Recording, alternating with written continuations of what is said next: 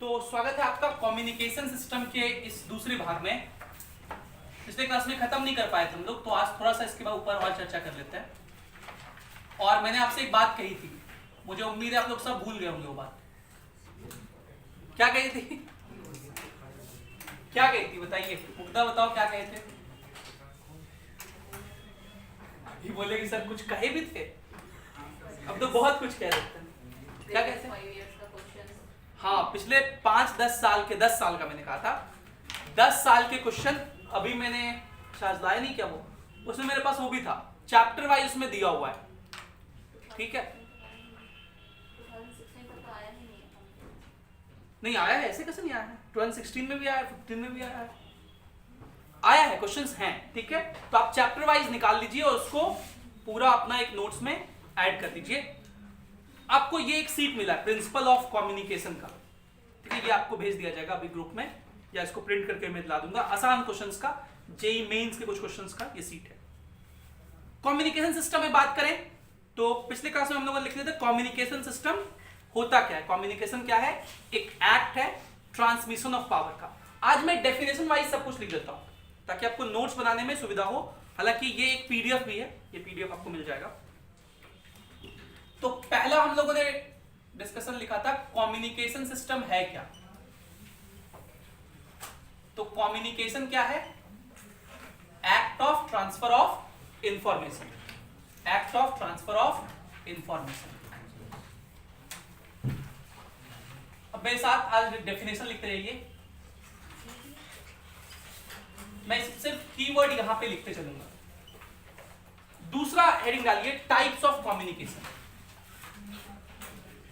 Types of communication. Communication कितने प्रकार के होते हैं?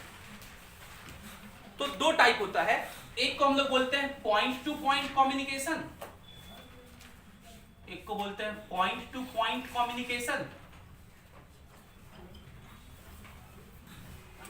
और दूसरे को कहते हैं हम लोग ब्रॉडकास्ट मोड।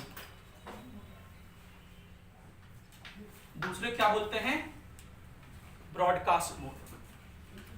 जैसे आप लोग जब फोन पे बात करते हो, तो जब आप बोल रहे हो तो आपका फोन ट्रांसमीटर है, सामने वाले का फोन रिसीवर है। तो इसको हम लोग बोलते हैं पॉइंट टू पॉइंट कम्युनिकेशन। इसमें एक ट्रांसमीटर होता है, one transmitter and one receiver. ऐसे कम्युनिकेशन को हम लोग क्या बोलते हैं? Point two point. जैसे इसका एग्जांपल है टेलीफोनी, फोन पे बात करना, टेलीफोनी जो है वो point two point communication mode का एग्जांपल है। लेकिन अगर हम लोग बात करें ब्रॉडकास्ट मोड में, जैसे आज ऑस्ट्रेलिया में मैच चल रहा था, ऑस्ट्रेलिया इंडिया के बीच, बॉर्डर गवास्कर ट्रॉफी, इंडिया जीत गया 2-1 से, है ना। तो ये मैच कहां चल रहा है? ऑस्ट्रेलिया में। वहां पे एक ब्रॉडकास्टिंग चैनल होगा, ठीक है, एंटीना होगा, वो एक ट्रांसमीटर है, और रिसीवर कितने हैं? ढेर सारे। हम लोग का सबका टीवी का जो एंटीना होता है वो रिसीवर होता है। तो ब्रॉडकास्ट मोड में क्या होता है? Single transmitter but multiple receiver. इसमें रिसीव करने वाले बहुत लोग हैं। जैसे इसका एग्जांपल है टेलीविजन, रेडियो, कॉन्फ्रेंस कॉल किए आप लोग? तो कॉन्फ्रेंस कॉल भी जो है वो इसका एग्जांपल है। ठीक है, उसके बाद मैंने आपको बताया था 3 बेसिक एलिमेंट क्या है कम्युनिकेशन सिस्टम के। 3 बेसिक एलिमेंट्स ऑफ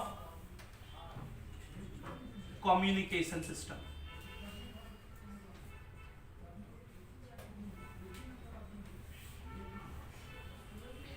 क्या क्या थे? याद कीजिए। पहला था ट्रांसमीटर। ट्रांसमीटर क्या करता है? ये कन्वर्ट करता है, converts message signal into electrical signal, message signal into electrical signal. दूसरा चैनल जिसके थ्रू वो प्रोपेगेट होता है, दो तरह का चैनल मैंने आपको बताया था, एक गाइडेड और दूसरा अनगाइडेड। तीसरा रिसीवर। रिसीवर क्या करता है? हाँ, converts electrical signal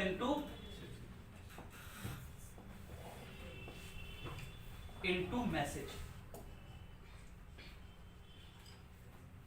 converts electrical signal into message. अब देखिए कुछ और डेफिनेशंस हैं, वो आप डेफिनेशन जल्दी जल्दी लिखते जाइए। तो मैं दे रहा हूं इंपॉर्टेंट टर्म्स।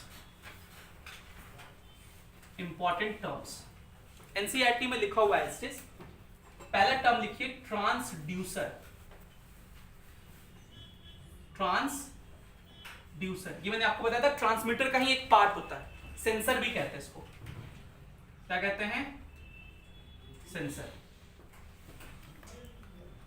तो लिख लीजिए क्या होता है transducer. It is an electrical device, it is an electrical device connected to transmitter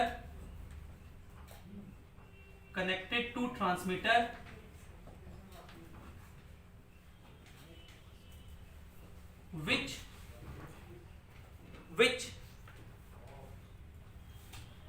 converts change in physical variable,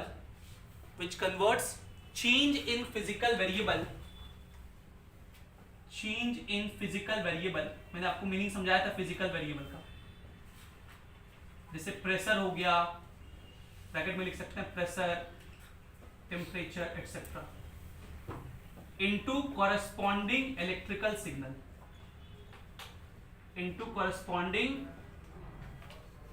electrical signal. Physical variable में होने वाले चेंज को इलेक्ट्रिकल सिग्नल में ये कन्वर्ट करता है।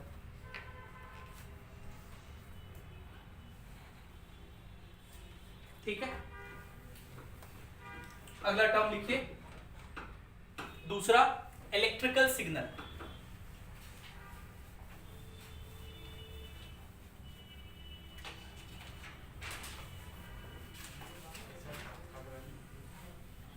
क्या रहने देंगे, हाथ नहीं मिटा रहा हूं, लिखो। Next term electrical signal.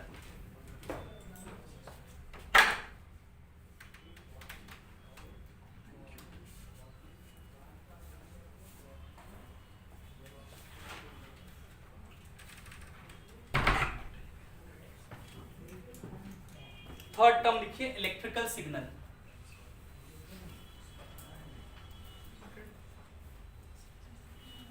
Signal क्या होता है? तो सिग्नल जो होता है ना वो दो तरह का होता है। आप कभी वो देखे हो कोई पेशेंट वाला मूवी, तो पेशेंट के बगल में एक दिखाता है ग्राफ ऐसे ऐसे करके, उसका हार्ट बीट रुक गया है ना। तो दो तरह का सिग्नल होता है, एक को बोलते हैं हम लोग डिजिटल सिग्नल, एक को बोलते हैं और दूसरे को बोलते हैं एनालॉग सिग्नल।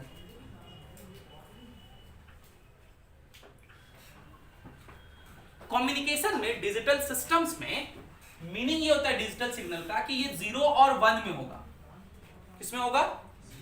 0 और 1 में। इसको हम लोग बिट्स कहते हैं, in the form of bits. Computer इसी पे काम करता है। अभी क्वांटम कंप्यूटर डिस्कवर हो रहा है। अभी क्या डिस्कवर हो रहा है? Quantum computer. देखो कंप्यूटर और क्वांटम कंप्यूटर में क्या फर्क है।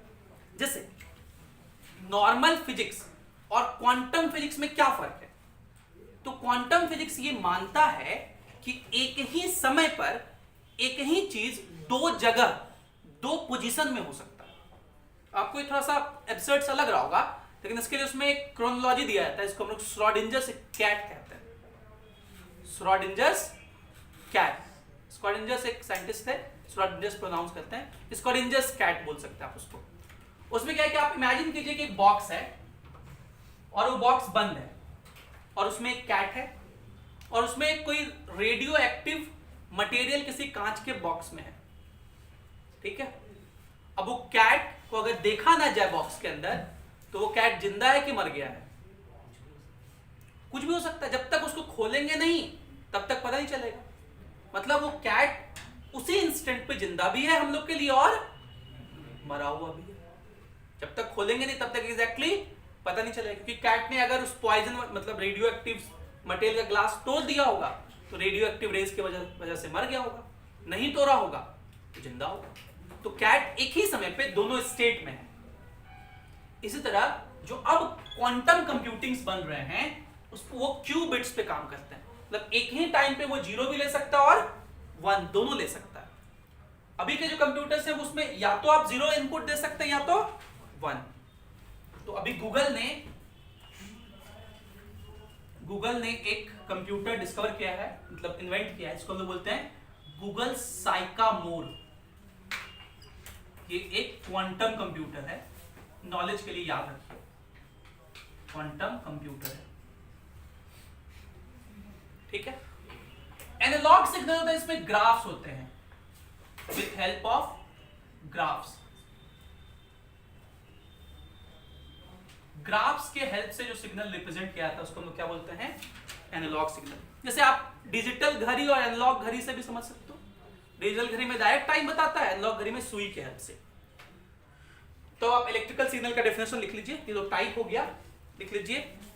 An electrical signal is the information converted into electrical form. Information converted into electrical form suitable for transmission, suitable for transmission। और एक और बात मैथमेटिकली याद रखना है कि ये जो सिग्नल होता है ना, ये सिंगल वैल्यूड फंक्शन होता है। कैसा फंक्शन होता है? Single valued function of time होता है। अभी हम क्वांटम कंप्यूटिंग की बात नहीं कर रहे, नॉर्मल बात कर रहे हैं, तो उसमें एक टाइम पे एक ही वैल्यू ले सकते हैं, इसलिए इसको बोलते हैं single valued function of time. So they are single valued function of time, ये सिग्नल होता है। अगला लिखिए नॉइज, अगला टर्म नॉइज, फोर्थ टर्म लिखिए नॉइज। नॉइज क्या होता है? लिखिए these are unwanted signals, these are unwanted signals that tends to disturb smooth communication, smooth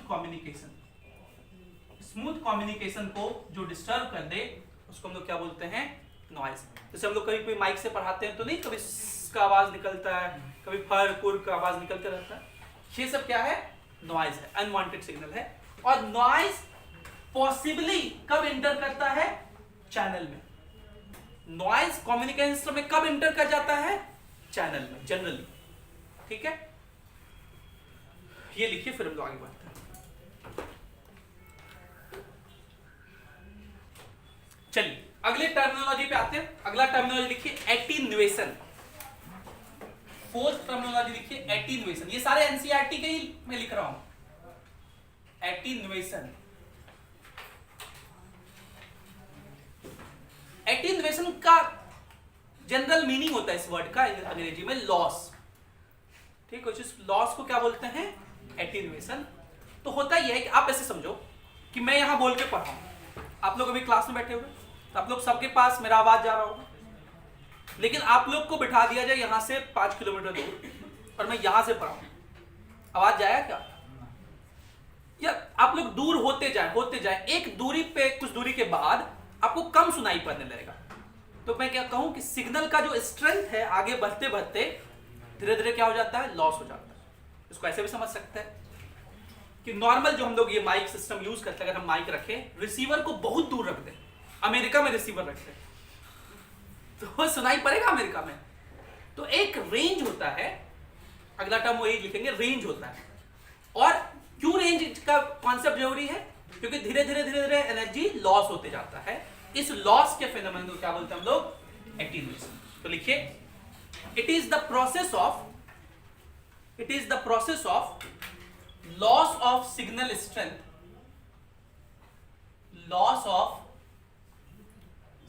strength, while propagating in a medium।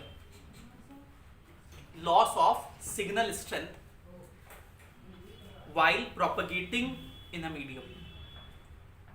While propagating in a medium.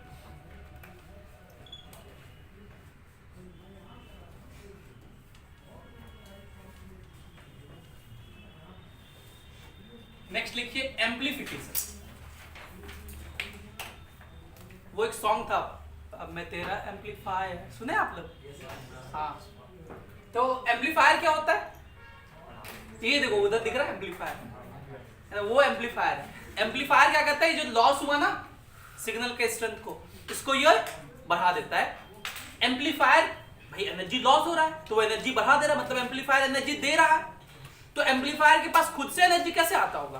तो आप देखते होंगे amplifier को हम लोग प्लग से लगा के रखते हैं, ठीक है. उस प्लग में देखोगे एडाप्टर लिखा रहता है जो कि डीसी करता है. एसी को किसमें कन्वर्ट करता है? डीसी, क्योंकि एम्पलीफायर डीसी पे चलता है, ठीक है. तो देखिए एम्पलीफिकेशन क्या होता है? एम्पलीफायर नहीं लिख रहे हम लोग, क्या लिख रहे हैं? एम्पलीफिकेशन. देखिए it is the process of increasing the strength of signal. Increasing the strength of signal. और ऐसा क्यों करते हैं? Increasing the strength of signal to compensate. Compensate का मतलब मुआवजा. हिंदी में वर्ड क्या है? मुआवजा. मुआवजा समझते हैं आप लोग? मैं सही लिख रहा हूं? मुआवजा ये होता है मतलब जो भरपाई करनी होती है, इसको बोलते हैं, ठीक है. Increasing strength of signal. Amplification is the process of increasing strength of signal to compensate attenuation. To compensate attenuation. और ये कैसे करते हैं? तो using an electronic circuit. Using an electronic circuit called amplifier. और ये इलेक्ट्रॉनिक सर्किट कैसा होता है अगर देखने का मन करे तो एम्पलीफायर का सर्किट आपके सेमीकंडक्टर चैप्टर में है. सेमीकंडक्टर चैप्टर में है, ठीक है. ट्रांजिस्टर में ये यूज होता है, ट्रांजिस्टर की हेल्प से बनता है ये. तो प्रणव सर जब ट्रांजिस्टर पढ़ाएंगे ना, प्रणव सर अलग से ट्रांजिस्टर पढ़ाते हैं, ये उनका फील्ड है, तो उसमें वो बताएंगे एम्पलीफायर क्या होता है. एक बात यहां पे और लिख लीजिए, the energy required for amplification, the energy required for amplification is obtained from DC source. Is obtained from DC source. Is obtained from DC source.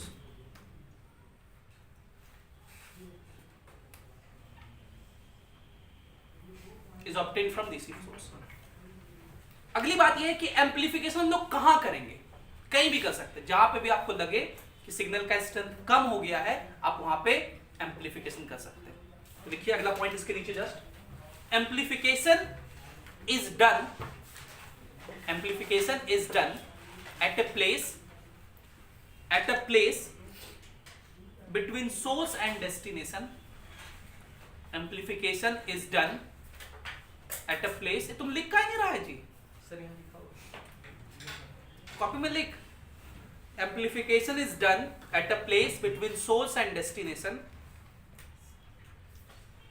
Between source and destination, wherever the signal strength becomes, wherever the signal strength becomes weaker than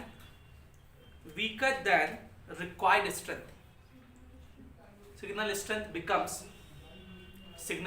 becomes weaker than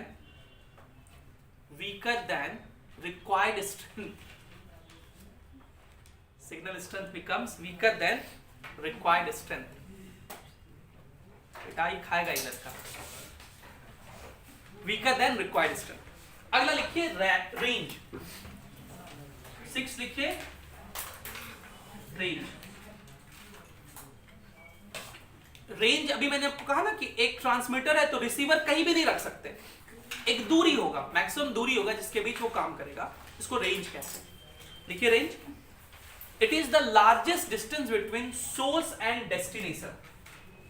it is the largest distance between source and destination, largest distance between source and destination, up to which signal is received, with sufficient strength, up to which signal is received with sufficient strength.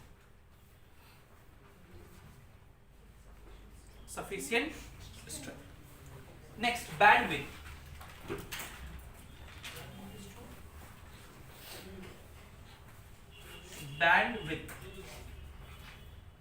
अब मैंने पिछले class में आपको ये बताया था कि अगर मैं यहां माइक यूज करूं तो बगल वाले क्लास में सर पढ़ा रहे हैं, उनका रिसीवर ये वाला रिसीव नहीं करेगा, और वो पढ़ा रहे हैं तो ये वाला रिसीवर देखो ऑन है लेकिन रिसीव नहीं करेगा। ठीक है, क्यों नहीं होता ऐसा? क्योंकि हर डिवाइस का हम लोग एक रेंज बनाते हैं, रेंज ऑफ फ्रीक्वेंसी, इसमें वो ऑपरेट करे कि इसी रेंज का फ्रीक्वेंसी ट्रांसमिट करेंगे, इसी रेंज का फ्रीक्वेंसी वो रिसीव कर सकता है। इससे किसी और का ट्रांसमीटर का सिग्नल कोई और रिसीवर रिसीव नहीं कर सकता। लेकिन ऐसा कभी ओकेजनली तो हो ही सकता है, और ऐसा होता है। कई बार क्या होता है कि ये ओप्पो वीवो वाले नीचे लोग हैं, ये लोग कभी कोई प्रोग्राम ऑर्गेनाइज करते हैं, ठीक, तो कभी कभी क्या होता है, इतने सारे रिसीवर्स हैं, हर एक क्लासरूम में है, तो कभी कभी क्या होता है कि उनके नीचे जो प्रोग्राम ऑर्गेनाइज कर रहे हैं उनमें जो रिसीवर होता है उससे जो बैंडविड्थ निकाले सेम इसके बराबर हो जाता है। तो आप यहाँ जैसे ही ऑन करें तो नीचे गाना बज रहा है, तो बहुत दिक्कत हो जाता है। ऐसा हुआ है 2-3 बार, तो नीचे जाके कहना होता है भैया अपना बैंडविड्थ चेंज कर दीजिए, ठीक, तो ऐसा होता है। तो बैंडविड्थ क्या होता है, लिखिए, it is the range of frequency, it is the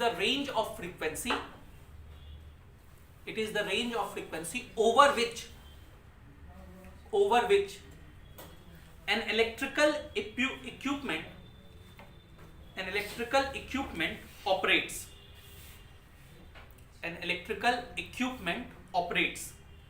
Range of frequency over which an electrical equipment operates. अगला टर्म लिखिए, repeater.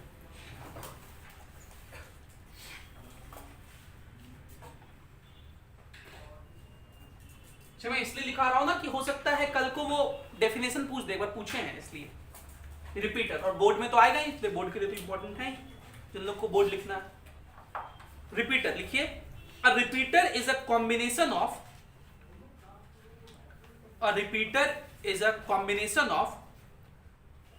transmitter and receiver. A repeater is a combination of transmitter and receiver to increase range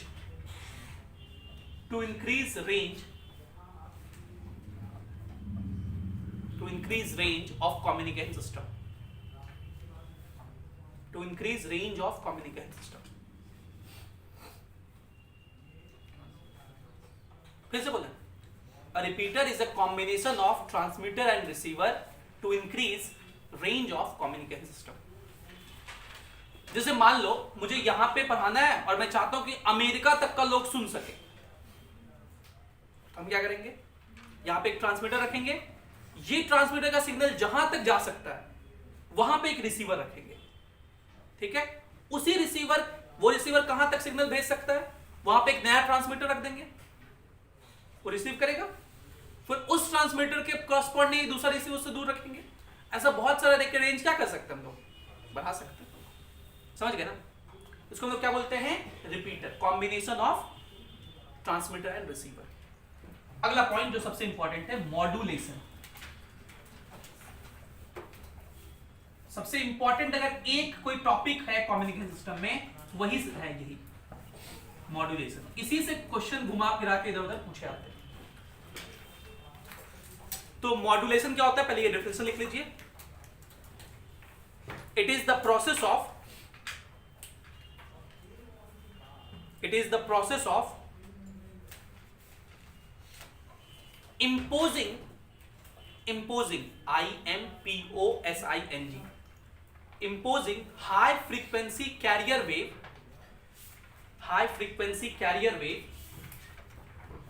over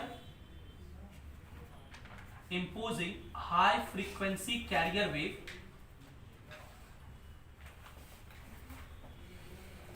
over low frequency message signal, over low frequency message signal.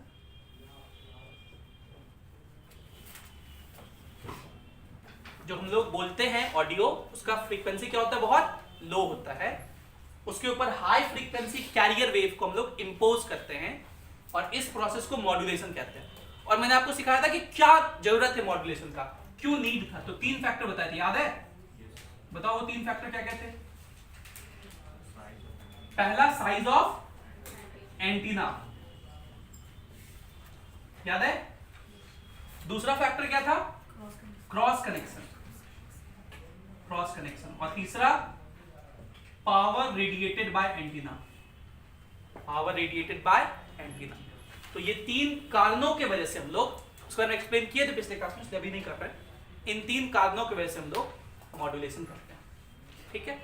और ये modulation कहां पे होता है? Transmitter में। कहां पे होता है? ट्रांसमीटर में। तब तो सोचो मॉड्यूलेट करके तब ना सिग्नल भेजेंगे आगे। तो हम लोग ट्रांसमीटर में कैसे वो मॉड्यूलेशन होता है उसका एक ब्लॉक डायग्राम बनाएंगे, इसको लिख लीजिए पहले।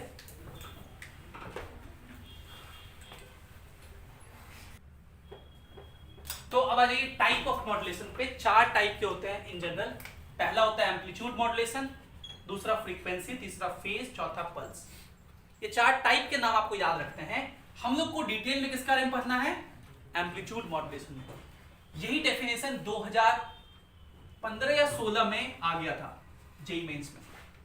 ध्यान सुनिएगा, एम्पलीट्यूड मॉड्यूलेशन में क्या किया जाता है? द एम्पलीट्यूड ऑफ कैरियर के एम्पलीट्यूड को मॉड्यूलेट करते हैं। मॉड्यूलेट करना मतलब चेंज करना विथ मैसेज सिग्नल। अब मैं इसको मैथमेटिकली समझाता हूं। देखिए ये एक ब्लॉक डायग्राम है जो आपके एनसीईआरटी में दिया हुआ है। किसका? Production of amplitude modulated wave का। एएम वेव जो है उसका कैसे प्रोडक्शन होता है। तो ये देखिए आया मैसेज सिग्नल। मैसेज सिग्नल अगर हम लिखेंगे m as a function of time, ये मैंने लिखना सिखाया था आपको पिछले क्लास में। ये क्या होगा? am sin omega m into t। am क्या है? Amplitude of message. am क्या है? Amplitude of message, amplitude of message signal. और कैरियर के लिए लिखेंगे तो क्या लिखेंगे? c as a function of t। क्या लिखेंगे? ac sin omega c into t। And what is ac? Amplitude of carrier signal. आप ये डायग्राम बनाते वक्त मत लिख दीजिएगा इस तरह करके, क्योंकि एरो का मीनिंग फिर चेंज हो जाएगा। तो क्या होता है? मैसेज सिग्नल आया, कैरियर आया और दोनों का मॉड्यूलेशन हुआ, प्लस हुआ। और ये कौन करवाया? Square law device. कौन करवाया? अब उससे जो बैंड निकला उसको हम लोग पास करवाते हैं किससे? बैंड पास फिल्टर से। किससे पास करवाते हैं? बैंड पास फिल्टर से। मतलब वो एक पर्टिकुलर बैंड को पास कर देता है और बाकी को पास नहीं कर देता। और इसका यूज अभी मैंने आपको बताया कि वो पर्टिकुलर बैंडविड्थ में ही रहे ताकि वो रिसीवर रिसीव कर सके, तो दूसरा का रिसीवर रिसीव कर लेगा। तो उस बैंड को जो पास कर देता है, जो हमारे काम का होता है, वो हमारा एम वेव हो गया और बाकी को वो रिजेक्ट कर देता है। फिल्टर जैसे काम करता है। फिल्टर डिजायरेबल चीज को पास कर देता है, अनडिजायरेबल को रोक देता है। Same principle. अब ये जो बात यहां मैंने लिखी है इसको मैं मैथमेटिकली समझा रहा हूं। तो मैं यहां लिख रहा हूं equation of M wave, equation of amplitude modulated wave. समझिएगा ध्यान से, यहां equation of amplitude modulated wave को हम लोग लिखेंगे y as a function of time is equals to. तो देखिए कैसे है एम्पलीट्यूड मॉड्यूलेशन में क्या होता है? Amplitude of carrier. तो कैरियर का देखिए ये इक्वेशन था, इस कैरियर का एम्पलीट्यूड क्या था? AC। इसको मॉड्यूलेट करना है, मतलब AC के जगह हम लोग लिखेंगे AC प्लस। किससे मॉड्यूलेट करना है? पूरे के पूरे मैसेज सिग्नल से। तो AC की जगह क्या लिखेंगे हम लोग? AC plus AM sine omega m into T. ये क्या हो गया? कैरियर के एम्पलीट्यूड के जगह बाकी sine omega C into T, ये वाला साइन ओमेगा C जो था उसको लिखते हैं। समझ पा रहे हैं आप? तो ये इक्वेशन होता है एम्पलीट्यूड मॉड्यूलेटेड वेव का। मैं एक बार फिर से समझा रहा हूं इसको कैसे लिखा गया। ये एम्पलीट्यूड है किसका? कैरियर का। तो कैरियर के एम्पलीट्यूड को मॉड्यूलेट किए, पहले वो AC था, अब उसको क्या कर दिए? AC प्लस मैसेज सिग्नल, पूरा पूरा AM साइन ओमेगा m। अब अगर मैं पूछूं कि ये जो एम्पलीट्यूड मॉड्यूलेटेड वेव है, इसका जो एम्पलीट्यूड है वो तो टाइम के साथ चेंज कर रहा है। आप समझ पा रहे हैं हम क्या कहना चाह रहे हैं? अगर मैं कहूं कि ये कौन सा वेव है? Amplitude modulated wave, AM wave है, ठीक है। इसका एम्पलीट्यूड क्या है? ये, और ये एम्पलीट्यूड कांस्टेंट है कि वेरिएबल? वेरिएबल। टाइम के साथ तो ये चेंज करेगा। तो अगर मैं आपसे पूछूं कि A max, what is A max? Maximum amplitude of AM wave, तो वो कितना हो सकता है? ये AC तो ऐसे रहेगा, ये जब मैक्सिमम देगा तो वो AM के बराबर हो सकता है। तो वो कितना होगा? AC plus AM। और A मिनिमम क्या है? Minimum amplitude of AM wave, और वो कितना होगा? AC minus AM। Now we define a term called modulation index. ये टर्म लोग के लिए बहुत इंपॉर्टेंट है, हो सकता है इस पे सवाल पूछ दे आपसे। मॉड्यूलेशन इंडेक्स को म्यू से लिखते हैं। It is also known as modulation factor. Modulation factor भी कहते हैं इसको। और इसको डिफाइन किया जाता है AM by AC। AM by AC। AM क्या है? मैसेज सिग्नल का एम्पलीट्यूड, और AC क्या है? कैरियर का एम्पलीट्यूड। मैं इसको देखो ऐसा भी लिख सकता हूं, इसको आप देखिए ऐसा भी लिख सकते हैं, A max plus A max minus A min by A max plus A min। देखिए अगर A max minus A min कर देंगे तो क्या मिलेगा हमें?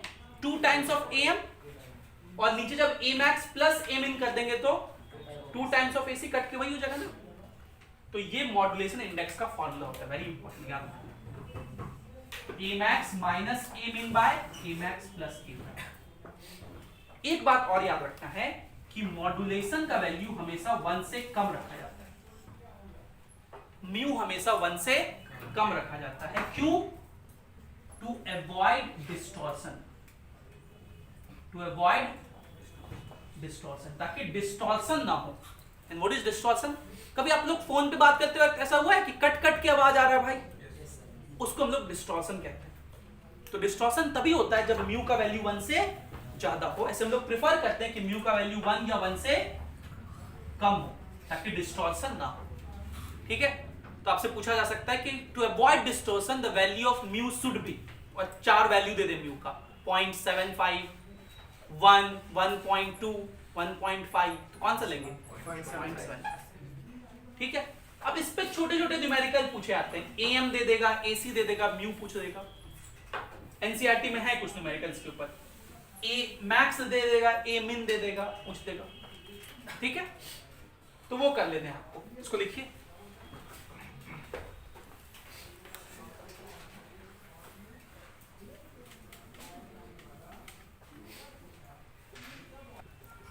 देखिए ये 2 ब्लॉक डायग्राम आपको बनाने के लिए पिछले क्लास में कहे थे NCERT से बना लीजिएगा। मुझे उम्मीद है आप लोग नहीं बनाओगे, इसलिए मुझे बनाना पड़ा। ये देखो ट्रांसमीटर का ब्लॉक डायग्राम है। बेसिकली क्या होता है ट्रांसमीटर में? मॉड्यूलेशन होता है, इसमें मैसेज सिग्नल और कैरियर वेव मिला, और क्या दिया? AM wave. अब ये पास करता है एक एम्पलीफायर, जिसको बोलते हैं पावर एम्पलीफायर, जो कि उसके पावर को बढ़ा देता है और उसको ट्रांसमिट कर देता है। अब देखो ये ब्लॉक डायग्राम इसलिए याद रखना कि NCERT में है, तो कल को आप ये नहीं कह सकते कि आपको पढ़ाया नहीं गया। जब क्वेश्चन पूछ दे, जेईई मेंस में पूछा सकता है, बोर्ड्स में तो पूछे जाते हैं। मान लीजिए यहाँ A लिख दिया, यहाँ B लिख दिया, बक्सा बना के, और पूछ देगा 4 ऑप्शन में कि A और B की जगह क्या सही होगा। ठीक है, जहां तो दो है तो सिंपल है, रिसीवर में थोड़ा चलिए। रिसीवर क्या करता है, ये रिसीविंग एंटीना जो कि रिसीव किया, इसके बाद एम्पलीफायर को भेजा जाता है जो कि पावर बढ़ा दे, फिर चेक करता है, एक स्टेज होता है उसको बोलते हैं इफ स्टेज। अब देखिए यहाँ पे ए बना के लिखेगा तो भुला जाओगे, इफ स्टेज है, ये चेक करता है कि एम्पलीफिकेशन सही से हुआ है या फिर नहीं हुआ है। नहीं हुआ होगा तो वापस भेज देगा, जाओ पहले एम्पलीफाई होके आओ, फिर उसको आगे भेजा जाता है, डिटेक्शन होता है। डिटेक्शन में आप सोचिए यहां पे एक प्रोसेस होता है, इसको बोलते हैं डीमॉड्यूलेशन, ये हम लोग का 12वां टर्म है, 12वां कि 10वां होगा, 10वां 11वां, चलिए जो भी होगा नंबरिंग देख लीजिएगा। डीमॉड्यूलेशन, अब भाई हम बोल रहे हैं लेकिन आपने मेरे आवाज के ऊपर तो कैरियर इंपोज कर दिया था, तो मॉड्यूलेशन हो गया था वो, और उसको आपने भेज दिया, रिसीवर ने तो वही रिसीव किया है, ठीक है। अब अगर वो वही आउटपुट दे दे यूजर को तो सुनाई सेम आवाज थोड़ी पड़ेगा, बोलेंगे हाँ सुनाई पड़ेगा लता मंगेशकर का आवाज, तो ऐसा तो नहीं होना चाहिए ना। मतलब जो कैरियर उसको निकालना भी है, तो what is demodulation, reverse of modulation, reverse of, जिसमें क्या कहते हैं टू रिट्रीव, रिट्रीव मतलब निकालना, retrieve message signal from received signal, from received signal eight receiver, और वो यहीं पे होता है ये डिटेक्शन वाले पार्ट में, फिर वो उसको एम्पलीफाई करके यूजर को दे देता है। तो ध्यान दीजिएगा रिसीवर में दो जगह एम्पलीफायर है, यहां भी और वहां भी एक जगह डिटेक्शन हो रहा है, ये इफ स्टेज है, इफ स्टेज मतलब चेक करने का स्टेज, ये लिख लीजिए।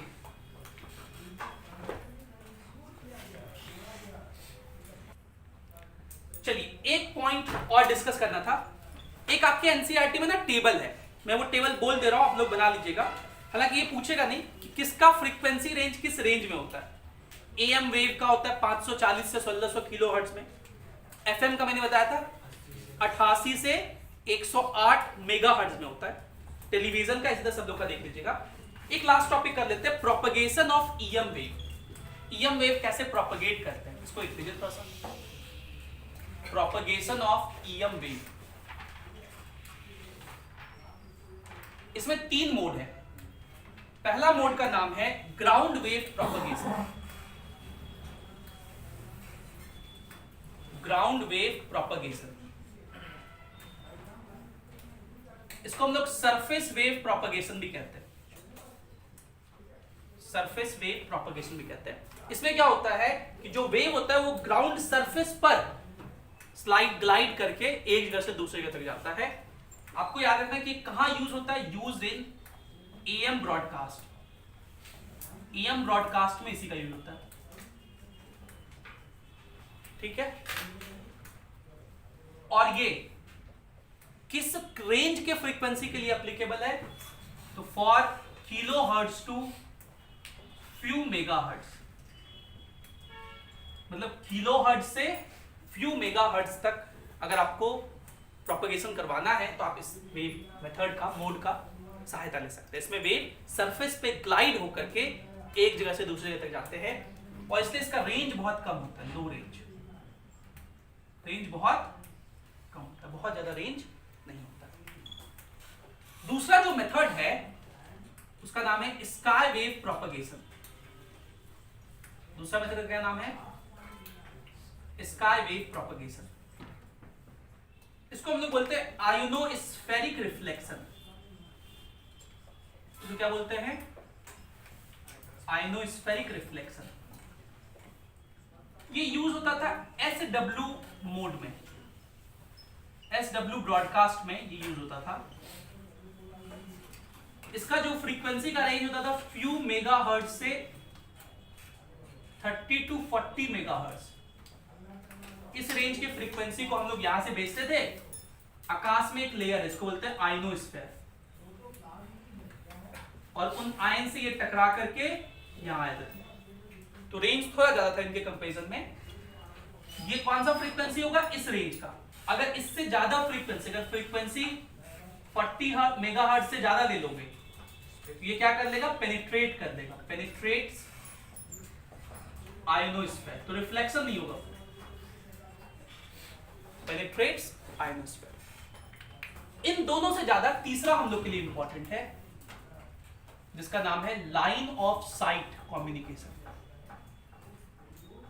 Line of site communication, LOS mode बोलते हैं इसको। LOS का मतलब लाइन ऑफ साइट। ये थोड़ा इंपॉर्टेंट हम लोग के लिए। इसमें क्या होता है, एक टावर से दूसरे टावर तक डायरेक्ट भेजा जाता है सिग्नल को। तो ये मान लीजिए अर्थ है और ये एक टावर है, मैं एक ही लाइन से दिखाता हूं तो मैथमेटिकली समझाना आसान होगा। ये एक टावर है, इस टावर की हाइट मान लेते हैं h। इस टावर से मैक्सिमम कितना दूरी तक सिग्नल जा सकता है, मान लो यहां तक जा सकता है, इसको हम लोग रेंज कहते हैं। इसको क्या बोलते हैं, रेंज। इसको ऐसे आगे बढ़ा दो तो यहां कहीं सेंटर होगा अर्थ का, और इसको मिला दो तो इसको हम लोग रेडियस ऑफ अर्थ कहेंगे। अब जब गौर से देखता हूं, मैं इसका नाम A देता हूं, इस पॉइंट का नाम B, इस पॉइंट का नाम C। क्या मैं कह सकता हूं कि ये रेडियस है और ये टैंजेंट है, तो ये एंगल 90 डिग्री होगा। अच्छा, यहां दोनों चीज हम लोग R ही लिख दिए, तो इसको मैं रेंज लिख देता हूं। ये R रेडियस है अर्थ का। R क्या है, रेडियस ऑफ अर्थ। कितना होता है, 6400 किलोमीटर, मतलब 6.4 × 10⁶ मीटर। क्या मैं कहूं कि ये एंगल भी 90 होगा, ABC, ये एंगल 90 होगा। इसमें कुछ लोगों को दिक्कत है, सर ये कैसे 90 हो सकता है? ये जो लाइन आपको ऐसे दिख रहा है ना, ये ऐसे है नहीं। आप यहां ढलते इतना कर्व थोड़ी है, इतना कर्व दिखता है। आप समझो यहां पे एक टावर है और रेंज में ऐसे पूछूं, यहां से वहां तक मिलाएंगे सीधा, तो ये लाइन एंगल कितना दिखेगा? ये तो मैंने एक छोटा सा डायग्राम बनाया, इसमें कर्व आपको ज्यादा दिख रहा है, लग रहा है कि 90 नहीं है, लेकिन ये है कितना, 90। तो अब जरा देखो, अगर मैं लिखूं इक्वेशन, पाइथागोरस में आप लोग को लिखने आता है लिखना ना। इन ट्रायंगल BAC लिखो, इन ट्रायंगल BAC, ये 90 डिग्री है, तो BAC में क्या लिखेंगे, BA स्क्वायर मतलब H square plus AC square is equals to BC square, पहला इक्वेशन। और इस वाले ट्रायंगल में BCO में, इन ट्रायंगल BCO क्या लिखेंगे, ये 90 है तो ये वाला हाइपोटेन्यूज हो जाएगा R प्लस H का whole square is equals to, ये हो गया R square plus BC square. देखिए यहां लिख सकते हैं R square plus H square plus 2RH is equals to R square plus BC square, और BC स्क्वायर का वैल्यू क्या लिख देंगे, H square plus AC square, और AC हम लोग को निकालना है रेंज कितना होता है उसका।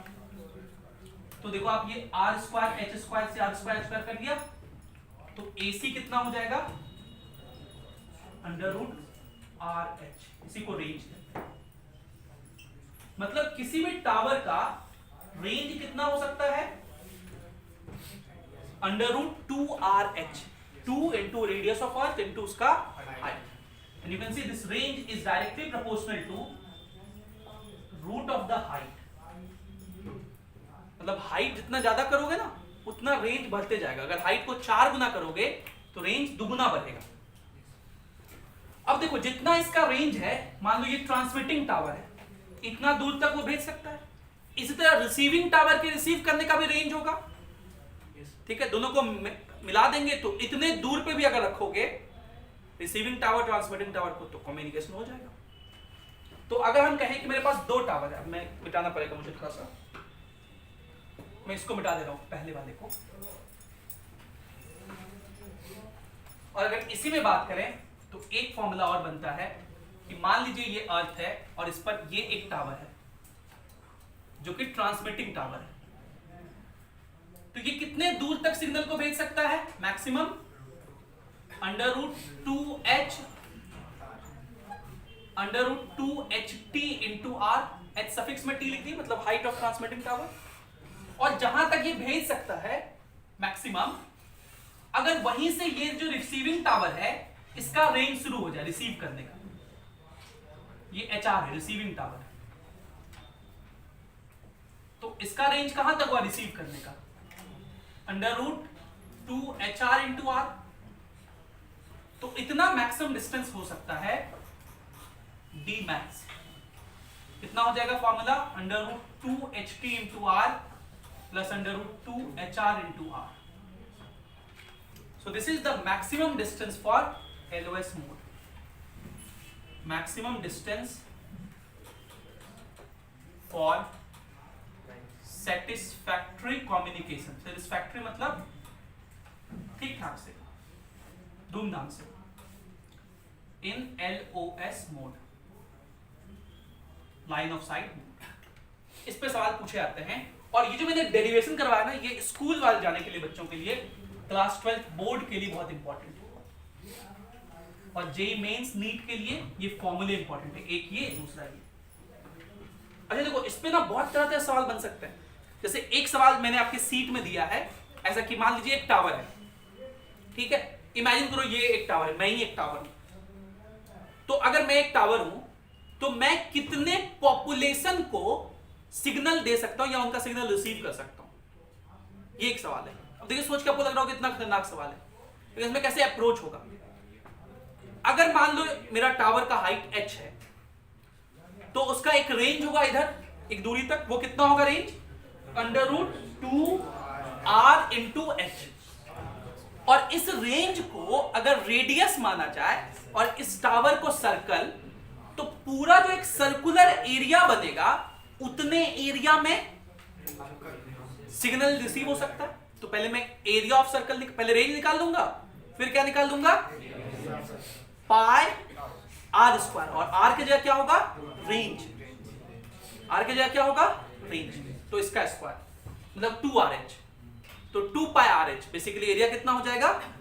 2 पाई RH, जहां पे R क्या है? रेडियस ऑफ अर्थ है, और H हाइट है। अब मैं आपको पॉपुलेशन डेंसिटी दे दूं। पॉपुलेशन डेंसिटी होता है पॉपुलेशन बाय एरिया, ठीक है, इसको पॉपुलेशन डेंसिटी कहते हैं। तो पॉपुलेशन डेंसिटी आपको दिया हुआ है, ये होता है पॉपुलेशन बाय एरिया। तो एरिया मैंने आपको बता दिया, और पॉपुलेशन डेंसिटी मैं आपको दे दूं, तो कितना पॉपुलेशन तक पहुंचेगा नहीं निकाल सकते।